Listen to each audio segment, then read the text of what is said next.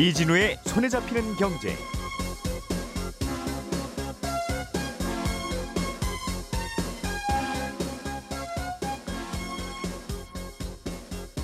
안녕하십니까, 이진우입니다. 대만 총통선거에서 반중 친미 성향의 라이팅더 후보가 당선됐는데요.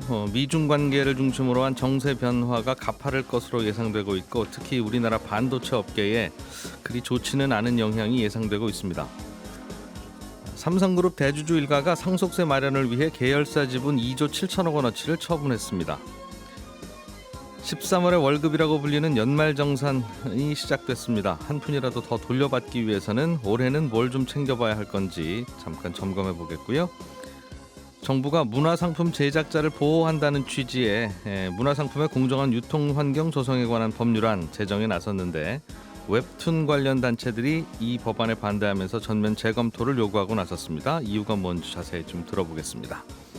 1월 16일 화요일 손에 잡히는 경제 시작합니다.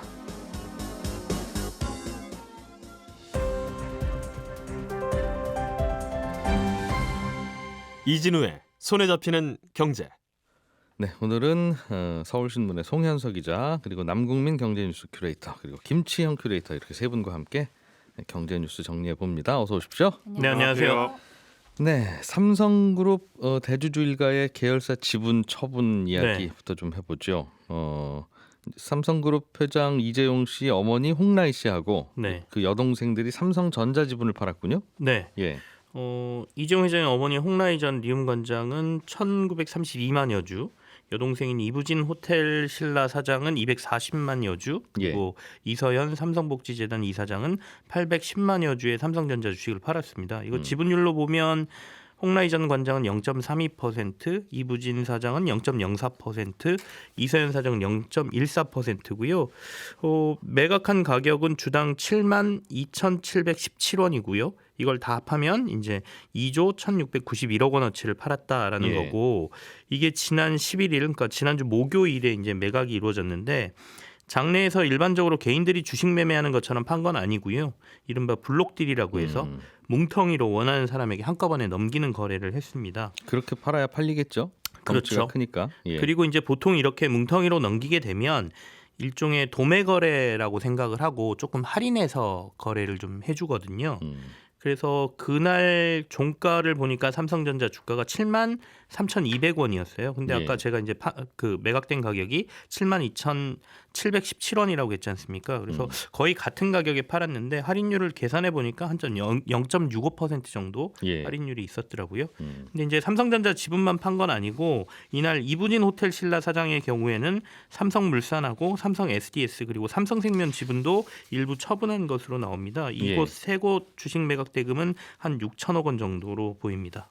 상속세 내기 위해서. 맞습니다. 그러니까 다들 기억하시겠지만 고 이건희 회장이 이제 타계할 때 삼성 계열사 지분 등 뭐 현금하고 뭐 부동산 이런 것들 다 넘겨 상속해주면서 한 19조 원 정도의 재산을 넘겨줬거든요. 그래서 여기에 대한 상속세가 약 12조 원 정도로 알려집니다. 상속세 규모가 워낙 크기 때문에 연부연납 제도를 지금 활용하고 있어요. 19조 물려받고 12조 세금 내는 거예요? 예, 우리나라가 한 대주주가 되면 할증이 더 되면서 60% 최고 60%까지 상속세를 내거든요. 네. 그러다 보니까 연부연납 제도라 그래서 나눠내는 제도를 지금 이용을 하고 있습니다. 그러니까 2021년 4월부터 5년에 걸쳐서 이제 분할 납부하는 제도인데요. 지금까지 약 6조 원 정도의 세금을 납부한 것으로 알려지고 있는데 아직도 6조 원 정도가 남았지 않습니까? 그래서 이번에 지분 매각을 함으로써 한 2조 7천억 원 정도의 상속세 재원을 마련한 것 같고요.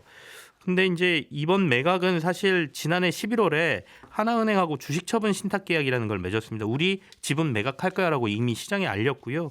그때 얘기한 지분 그대로 처분했다라고 보여지고, 나름 시장에 큰 영향이 안 나도록 최대한 할인율도 신경 쓰고 거래도 많을 때를 택한 것으로 보이긴 하는데, 다만 시장에서 이번에 조금 관심 있게 보고 있는 거는 앞서 말씀드린 것처럼 삼성전자 지분 말고 이부진 사장의 삼성물산 지분이 나왔다는 거예요. 예. 근데 삼성물산은 사실 삼성전자를 비롯해서 삼성그룹을 지배하는 일종의 지주회사급 가장 위에 있는 상위 회사거든요. 그래서 다른 지분은 팔아도 삼성물산 지분은 안 팔 거다 이렇게들 많이 보고 있었는데 아주 적은 물량이긴 하지만 어쨌든 오너가에서 이부진 사장의 삼성물산 지분까지 나왔다는 데에 대해서 조금 시장은 관심을 갖고 있습니다. 왜 이부진 사장은 안 팔 걸로 생각하고 있었죠?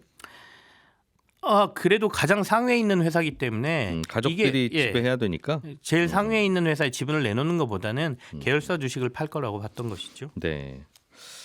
삼성그룹도 이제 오빠인 이재용 회장이 가져가는 걸로 생각하면 굳이 갖고 있을 필요는 없으니까 이부진 사장 입장에서도. 네네. 알겠습니다. 아직도 상속세 많이 남아 있는 거죠? 네, 그렇습니다. 앞서 제가 6조 원 정도 남아 있다고 말씀드렸고, 뭐 2조 7천억 전부 사용한다 하더라도 한 3조 규모 남았지 않습니까? 그래서 이전부터 지분 매각이 조금씩 있었고요. 그리고 그 지분을 담보로 상속세를 이제 납부하기 위해서 대출도 좀 많이 받았습니다. 그래서 한 4조 원 정도 받은 것으로 알려지고 있는데 이게 금리가 최근에 너무 많이 오르다 보니까 2년간 초기 한 2%대 정도로 빌렸던 금리가 지금 한 5%를 넘고 있다고 하니까 연간 한 2천억 원 정도의 이자를 내고 있다라는 얘기도 좀 들려오고 있죠. 4조 원을 빌렸어요? 예, 지분 담보로. 이거 가계부채로 잡히는 거 아닙니까? 통계로? 그것까지는 제가 생각을 안 해봤는데. 야, 네. 이 변수가 되겠는데요, 꽤. 근데 이제 앞으로 시장의 관심은 이재용 회장은 지금까지 지분 매각은 전혀 없었어요. 그러니까 가장 많은 그 상속을 받았고 이제 상속세 부담도 가장 많은 이재용 회장의 삼성 계열사 지분 매각은 전혀 없었기 때문에 그동안 재원을 이재용 회장이 삼성 SDS 지분을 좀 많이 가지고 있습니다. 그래서 삼성 SDS의 배당을 높이는 방법으로 해서 상속세 재원을 좀 마련하고 있었거든요. 근데 이제 아까 연부연납이 얼마 안 남았기 때문에 한 2년 정도 남았거든요. 그래서 앞으로 삼성 SDS 지분도 혹시 매각하는 것 아니냐라는 얘기가 계속해서 시장에는 있습니다. 그래서 최대한 지분 매각은 안 하려고 하는데 재원 마련이 마땅치 않거나 아까처럼 뭐 빌린 돈의 이자가 너무 많이 불어나면 일부는 지분 매각을 통해서 이걸 또 조달을 해야 되기 때문에 시중이자 많이 불어나는 게 꽤 부담이 됐을 수 있겠네요. 네, 여기도 마찬가지로. 그래서 아마도 아까 지배 구조에 큰 문제가 없는 삼성 SDS의 이재용 부회장의 지분은 증권가에서는 상속세 재원을 마련을 위해서 시장에 블록딜 같은 걸로 나올 가능성이 높지 않나 이렇게 전망을 하고 있는 것이죠. 예. 몇 가지 이야기거리는 있겠네요. 저는 얼핏 눈에 띄는 게 이 4조 원 빌릴 때 여기는 DSR 계산했나 하는 생각도 들고. 네. 4조 원 빌리면 이자만 해도 1년에 한 2천억 가까이 될 텐데. 네. 이재용 회장의 월급으로 이게 안 되는 거면 안 되면 안 빌려줘야 되잖아요. 이재용 회장뿐만 아니라 이제 가족 전부 다의 그 주담대를 얘기한 거니까요. 개인이 전부 4조를 빌렸다는 얘기는 아닙니다. 알겠습니다. 상속세 너무 높지 않냐? 19조 물려받았는데 12조나 내면 이게 뭐 그래도 남는 게 7조인데라는 생각도 할 수 있지만 그래도 너무 많은 것 같은데 하는 또 여론도 있겠어요. 다른 나라들과 비교하니까 그렇겠죠. 그렇죠. 이제 상속세 최고 세율이 우리나라다라는 얘기는 이제 너무 많이 들어서 아실 텐데 앞서 말씀드린 것처럼 대주주의 상속 같은 경우에 경영권 프리미엄에 대한 반대급부까지 이제 이 상속세 할증률이 올라가면서 상속세율이 최대 60%까지 돼 있거든요. 그러니까 단순 수치만으로 보면 미국은 상속세율 최고 높은 게 40%, 일본이 55%, 뭐 독일은 30% 이런 상황입니다. 그렇다 보니까 이제 세율이 얼마나 어디가 적정한지에 대한 정답은 없습니다만 사회적으로 이제 상속세를 통해서 우리가 얻으려고 했던 효과들, 그러니까 70년대부터 시작해서 정부 주도의 개발, 그다음에 대기업 위주로 한 경제 발전에서 이 재벌들이 만들어지는 과정에 상당 부분을 이제 상속세로 받아야 한다라는 여론이 2000년대를 넘어서면서 뭐 평가는 뭐 여러 가지가 있겠습니다만 3세 4세로 이 경영권이 이어지는 과정에서 여러 제도들의 보완이 있었으니 이제는 상속세율을 좀 낮추는 게 맞는 거 아니냐라는 얘기가 좀 공론화돼 있고요. 정부에서도 지금 상속세를 좀 선보겠다라고 예고한 상태이긴 하거든요. 근데 이제 삼성전자 최근에 이 오너가의 지분 매각뿐만 아니라 게임 회사 그 넥슨이라는 회사에 고 김정주 회장이 갑작스럽게 별세를 하면서 유족들이 6조 원 가량을 지금 상속세로 내야 되는 상황도 거기도 있거든요. 근데 이 유족들이 결국에는 현금으로 못 내고 지주회사인 NFC의 지분을 상속세로 물납 방식으로 지금 내놓은 상태입니다. 물려받은 회사 지분의 반을 냈다는 거죠. 네. 예. 근데 이거를 정부가 최근에 2번에 걸쳐서 공매를 내놨거든요. 그래야 이제 현금으로 가져가야 정부도 이걸 쓸 수 있기 때문에. 근데 이 공매가 모두 유찰됐습니다. 그러면서 이걸 못 팔고 있는 상황이 벌어지면서 이 상속세 문제 도대체 어떻게 해야 되느냐 이게 또 한 번 논란이 되고 있고 상속세를 이슈화할 만한 뉴스들이 많이 나오고 있다 이런 말씀도 드립니다. 넥슨 주식은 일본에 상장된 회사 아니에요? 여기는? 넥슨은 상장돼 있고요. 예. NXC 지분은 상장이 안 돼 있습니다. 그러니까 그 넥슨을 지배한 위에 지주회사의 지분이 나왔는데 이 지분은 거의 오너가가 100%를 다 갖고 있는 상황에서 30%를 판다 하더라도 나머지 가족들이 유족들이 아직도 70% 지분을 가지고 있거든요. 그러니까 가져가 봐야 2대 주주로서밖에 뭐 여러 가지 행사를 할 수가 없고 지분을 팔려고 하면 상장 회사가 아니기 때문에 또 애매한 부분이 있어서 예. 잘 안 팔리고 있다라고 얘기는 되는데 자칫 잘못하면 해외에서 지분을 가져갈 수도 있다 이런 논란도 있습니다. 예. 자, 송현석 기자가 준비해 오신 대만 선거 이야기. 네. 이제 대만 선거 결과도 신경 써야 되는 시대가 진짜 됐어요. 네. 여기서는 친중 성향의 후보와 친미 성향의 후보가 붙었다가 네. 친미 성향의 후보가 당선이 됐는데 네. 이게 돌고 돌면 우리나라 반도체 회사들 입장에서는 별로 좋은 소식은 아니다. 그렇죠. 그런 뜻인가 봐요. 네, 예. 이 13일에 열린 제16대 대만 총통 선거에서 승리한 라이칭더 당선인이 사실 차이잉원 총통과 같은 민진당이죠. 그런데 차이 총통보다 훨씬 더 친미 성향이 강하고 독립 성향도 강한 인물로 알려져 있거든요. 그러니까 이 말은 무슨 뜻이냐면 차이잉원 총통 행정부 때보다 미국과 경제적이나 안보적으로 훨씬 더 가까워질 수 있다라는 걸 의미한다는 겁니다. 예. 그리고 그 사이에는 반도체가 있겠죠. 그러니까 미국이 중국하고 이렇게 각을 세우면서 대만 편을 열심히 들어주는 게 사실상 뭐 반도체 산업 때문이기도 하니까요. 근데 이렇게 라이칭더 당선이 되면서 이제 대만 정세가 불안해지면 한국 반도체는 어떻게 될까 이렇게 많은 관심이 쏠리고 있는데 예. 일단 긍정론과 부정론이 있습니다. 일단 원래 우리 업계는 민진당보다는 친중 성향의 국민당이 당선되길 원했다고 해요. 왜요? 왜? 왜냐하면 국민당이 이 TSMC의 해외 투자에 굉장히 좀 비판적으로 보는 부분이 있었거든요. 그래서 국민당이 집권을 해야 우리 반도체 업체가 반사 이익을 누릴 수 있다 이렇게 생각을 했던 거죠. 대만이 중국에 점령당할 것을 대비해서 TSMC 공장은 전 세계로 뿌려놓자는 게 미국의 생각인데 그렇죠. 거기에 대해서 반대하는 국민당은 그냥 대만에 있자는 쪽이니까 맞습니다. 우리 반도체 업계 입장에서는 TSMC가 전 세계에 막 공장 세우는 게 별로 좋지는 않다는. 그렇죠. 그래서 우리가 반사 이익을 누릴 수 있다고 생각한 거죠. 예. 근데 반대로 친미 성향의 민진당이 연이어 집권을 해도 반사 이익을 누릴 가능성은 있었습니다. 왜냐하면 중국이 벌써부터 뭐 경제, 외교, 군사 우리가 다 동원해서라도 대만은 중국 것으로 만들 거야 이렇게 벼르고 있는데 이거 자체가 사실 글로벌 기업들한테는 굉장히 큰 리스크가 될 수밖에 없거든요. 그럼 기업들이 이 리스크를 피해서 대만의 가장 유력한 대안인 한국으로 시선을 돌리게 되면 우리 기업들이 반사 이익을 얻을 수 있다. 이렇게 보는 시선도 있는 거죠. 예. 친미 성향 집권당이 들어선 게 우리 반도체 업계에 미치는 악영향은 어떤 겁니까?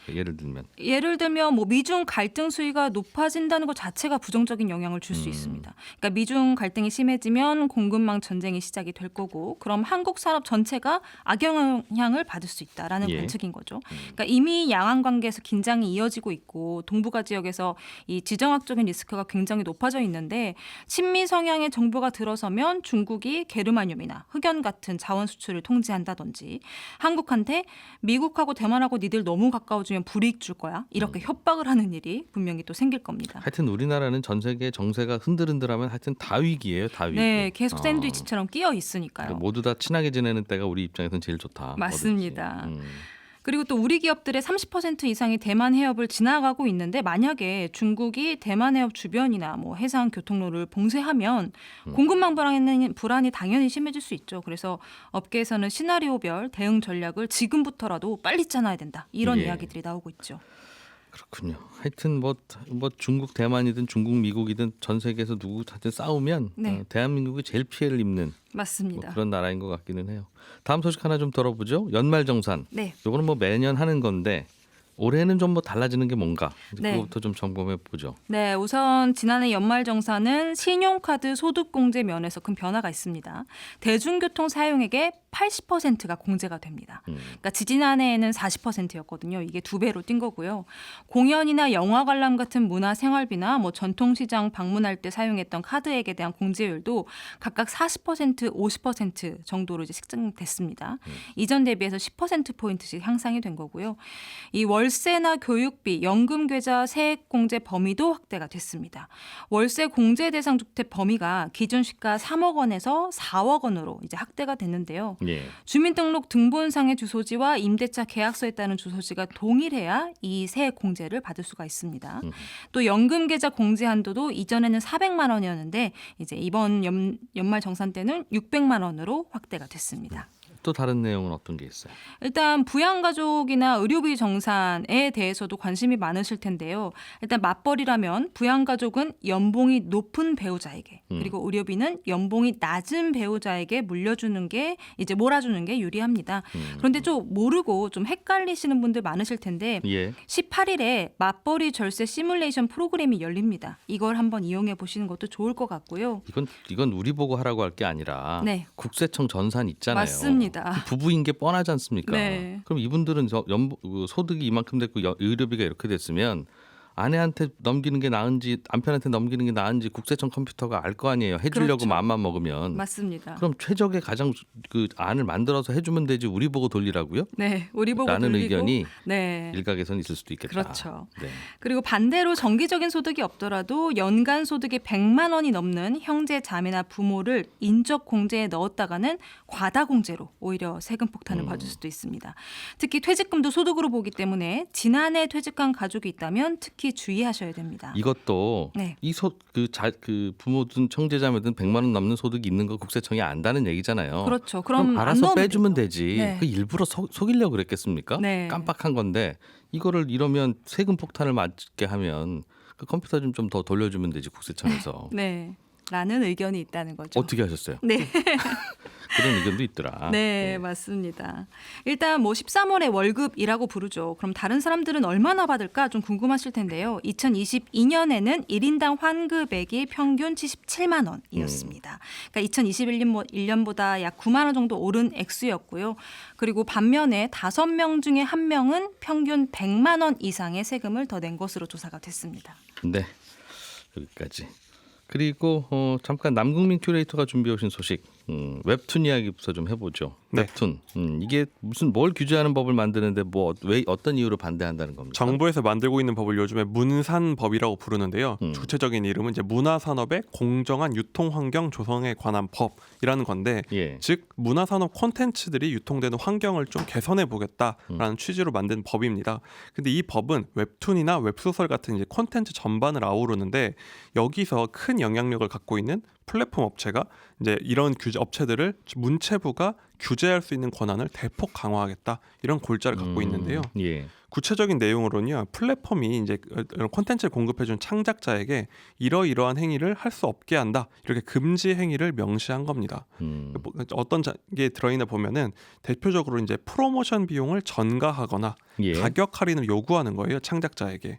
그리고 이제 창작 관련된 콘텐츠의 정보를 요구하거나 혹은 저작권을 아예 달라고 이렇게 요구하는 경우도 있거든요. 이런 것도 금지하고 또 플랫폼이 이거 얼마로 하겠다 가격을 강제하는 것도 금지하겠다. 그러니까 전반적으로 자기 이제 정부에서 봤을 때 창작자들이 의리니까 플랫폼들이 갑질하는 걸 막겠다. 그래서 이런 거 금지해서 만약에 어기면 문체부가 직접 규제하겠다. 이런 내용을 담고 있습니다. 웹툰 작가들이 좀 피해를 그동안 많이 받았다고 호소해 왔던 모양이죠. 이런 법을 만든 거 보니. 그렇습니다. 이 법이 만들어진 계기가 있는데요. 지난해 큰 파장이 있었던 이른바 검정고무신 사건 이렇게 말할 수 있는데 예. 이게 간단히 설명을 드리면 애니메이션 검정고무신의 작가인 고 이우영 씨가 지난해 사망을 하게 됐는데 그 전에 큰 송사에 휘말렸어요. 이 애니메이션을 그려서 이제 저작권이 있는데 이 애니메이션을 활용하는 사업권은 다른 업체에게 넘기는 계약을 맺은 겁니다. 예. 그런데 이 업체가 이제 이 캐릭터를 활용해서 굉장히 많은 수입을 가져갔다고 합니다. 그런데 계약 조건상 작가에게는 거의 수익이 돌아가지 않고 오히려 작가가 이 캐릭터를 활용해서 수익을 냈더니 그거에 대해서 문제 제기를 하는 상황이 있는 거예요. 그러니까 작가 측에서는 내가 그린 이제 캐릭터인데 이건 너무 계약이 따로 과도하다 이렇게 주장을 하는 것이고요.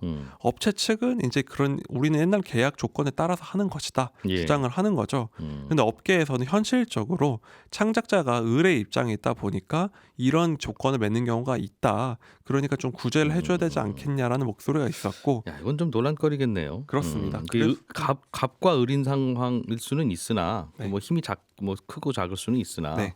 계약을 맺으라고 강요한 게 아니면 그렇죠. 계약서 쓸 때 잘 읽어봤어야 되는 거 아닙니까? 하는 얘기를 나중에 이제 이렇게 잘 될 줄은 몰랐습니다 할 수는 있겠으나. 그렇죠. 그래서 기본적으로 이제 계약 관계니까 평등한 관계다라고 보는 게 시장의 관점이었지만 문체부가 보니까 이거는 갑을 관계다. 플랫폼이 완전 갑 아니냐. 그러니까 자기들이 나서서 직접 플랫폼을 제재하는 검정고무신 방지법을 만들겠다. 이런 취지로 추진이 되고 있는 겁니다. 그러니까 나는 여기 있는 거 다 이제 팔고 나는 그냥 그림만 그리겠습니다 하는 이런 계약은 맺지 말아라 애초부터. 그렇습니다. 그리고 시정을 요구할 수가 있다는 거죠. 이런 정부가. 법에 대해서. 네. 알겠습니다. 지금 전 세계에서 가장 잘 팔리는 음료수 중에 하나인 코카콜라가 네. 그게 원래 코카콜라 발명해서 만든 사람은 지금 돈 못 벌고 있다면서요. 그렇습니다. 옛날에 그냥 그 팔아버려서. 네, 맞습니다. 이제 한국에서는 검정고무신, 미국에서는 이제 그 검정설탕물 코카콜라인데. 네.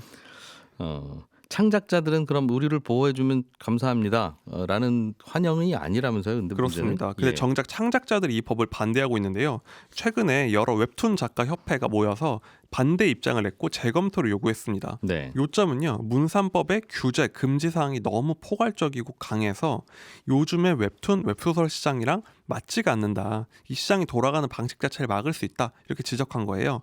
어떤 대표적인 사례가 있냐면 요즘에 웹툰 업계의 대표적인 마케팅 전략이 기다리면 무료. 이걸 요즘에 웹툰은 유료다 보니까 근데 기다리면 무료로 준다. 그리고 요즘 이걸 줄여서 기다무 이렇게 부르거든요. 사용자들은. 근데 이게 금지될 수가 있다는 거예요.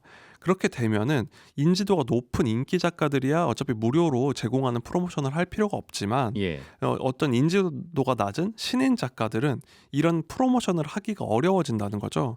그렇게 되면은 이 시장에서 그러니까 신인들은 굉장히 좀 빛을 보기가 어려워진다. 그러니까 오히려 창작자들이 이걸 반대하고 있는 겁니다. 이게 금지가 되는 이유가요. 이제 문산법 금지 규정 중에 이제 프로모션 비용을 전가하는 게 금지가 돼 있어요. 네. 그러니까 작가가 유료로 팔면 벌 수입인데 그걸 무료로 플랫폼이 제공하면 결국 작가의 수입을 뺏어가는 게 아니냐. 그러니까 금지가 된다는 게 문산법의 관점인 건데 산업계에선 이거는 옳지 않다. 우리의 지금 돌아가는 방식을 이해하지 못하는 거다라는 지적을 하는 겁니다. 무료로도 풀어야 무명 작가도 다른 그 독자들한테 선보이기도 하지. 그렇습니다. 이럴 때 다 이 돈을 무명 작가한테도 줘라. 원래는 유료로 팔아야 되는 건데 플랫폼이 무료로 넘겼으니라고 한다면 플랫폼은 이런 거 안 할 거고. 그렇죠. 그러면 매번 그 인기 있던 작가들 작품만 내 눈에 띄는 거 아니냐. 네, 맞습니다. 그냥 일리가 있는 얘기 같기는 하네요. 네. 뭔가 연예인들 키우는 엔터테인먼트 사업 같은 거 할 때, 그렇죠. 연예인은 1, 뭐 엔터테인먼트 업체가 9. 처음엔 이제 그렇게 시작하는데 그렇게는 절대 시작하지 말라고 그러면 그렇습니다. 아무도 신인 못 키우는 문제가 생긴다. 그게 참 딜레마라고 할 수 있는 거죠. 이게 웹툰, 웹소설 업계에만 적용되는 규제예요? 그렇지가 않습니다. 이게 문화 산업을 대상으로 지정했기 때문에 OTT부터 음악, 영화, 게임, 출판, 공연 등 전체 콘텐츠 산업으로 적용이 돼요. 그래서 우려하는 쪽에서는 웹툰도 문제지만 다른 업계도 다양한 프로모션과 마케팅을 하는데 이런 게 어려워질 수 있다면서 산업이 위축될 수 있다 걱정하고 있습니다. 예를 들어 OTT에서도 어떤 영화를 무료로 제공해서 가입자를 늘리는 경우가 있잖아요. 근데 이런 것도 해당이 될 수가 있겠죠. 엄격하게 해석을 한다면. 물론 창작자 중 일부는 우리 너무 보호를 못 받는다. 그러니까 이런 게 필요하다. 목소리가 있긴 하지만 또 한편에서 소비자들은 그러면 뭐냐라는 얘기가 있어요. 소비자 입장에선 이런 기다리면 무료, 미리 보기 같은 프로모션이 필요한데 못 받으면 불편하다. 그래서 반대가 있는 거죠. 저희는 내일 아침 8시 30분에 다시 모여서 또 경제 뉴스 전해드리겠습니다. 이진우였습니다. 고맙습니다.